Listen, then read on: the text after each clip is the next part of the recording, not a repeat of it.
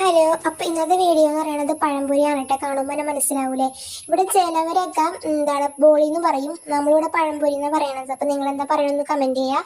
അതേപോലെ തന്നെ എൻ്റെ വീഡിയോ കാണുമ്പോൾ ലൈക്ക് ചെയ്യാനും സബ്സ്ക്രൈബ് ചെയ്യാനും മറക്കരുതേ. അപ്പോൾ നമുക്ക് എങ്ങനെ ഉണ്ടാക്കണമെന്ന് നോക്കാം. ആദ്യം നമ്മൾ ഇഷ്ടത്തിനനുസരിച്ച് പഴം എടുക്കാം, 4-5 പഴം എടുക്കാം. എന്നിട്ട് ഓരോന്നായിട്ട് ഇതുപോലെ തൊലി കളഞ്ഞിട്ട് ഇതുപോലെ 4ആക്കി മുറിക്കുക. ചിലവരത് 5-6 ആക്കൂട്ടോ, അത് നിങ്ങളുടെ ഇഷ്ടം കേട്ടോ.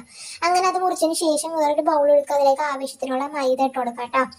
ആവശ്യത്തിനുള്ള മൈദ ഇട്ടതിന് ശേഷം അതിലേക്ക് കുറച്ച് മഞ്ഞൾപ്പൊടി, ഉപ്പ്, പിന്നെ ഈ ഒരു സംഭവം ഉണ്ടല്ലോ, അതും ഒരു ഭംഗിക്ക് വേണ്ടത് ഇട്ട് കൊടുക്കുക. അതുപോലെ തന്നെ പഴത്തിന് മധുരം ഇല്ലെങ്കിൽ കുറച്ച് പഞ്ചസാരങ്ങൾ ഇട്ടിട്ട് വെള്ളം ഒഴിച്ചിട്ട് നല്ലപോലെ ഒന്ന് മിക്സ് ചെയ്തെടുക്കാം കേട്ടോ. ഒരുപാട് ലൂസ് ആവാനും പാടില്ല, എന്ന് ടൈറ്റ് ആവാനും പാടില്ല, ഒരു രീതിയിൽ വേണം നമ്മുടെ മാവ് റെഡിയാവാൻ.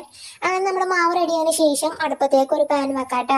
ചട്ടി എന്താണെന്ന് വെച്ചാൽ വെക്കുക. അതിലേക്ക് ആവശ്യത്തിനുള്ള വെളിച്ചെണ്ണ ഒഴിച്ചു കൊടുക്കുക. ഇനി വെളിച്ചെണ്ണ സൺഫ്ലവർ ആയാലും കുഴപ്പമില്ല, എന്നാലും വെളിച്ചെണ്ണ ഇട്ടാലാണ് നമ്മുടെ പഴംപൊരിക്ക് ടേസ്റ്റ് ഉണ്ടാവത്തുള്ളൂ.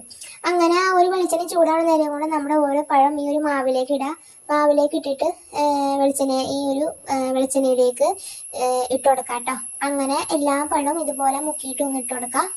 അങ്ങനെ ആ ഒരു മാവിൽ നിന്ന് നമ്മുടെ പഴം ഒന്ന് പൊരിഞ്ഞതിന് ശേഷം തിരിച്ചിട്ട് കൊടുക്കുക കേട്ടോ.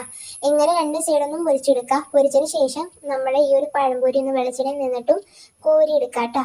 അങ്ങനെ നമ്മുടെ എല്ലാ പഴവും ഇതുപോലെ പൊരിച്ചെടുക്കാൻ നോക്കാം. അപ്പം ഇത്രേ ഉള്ളൂ നമ്മുടെ ഈ ഒരു വീഡിയോ എന്ന് പറയുന്നത്.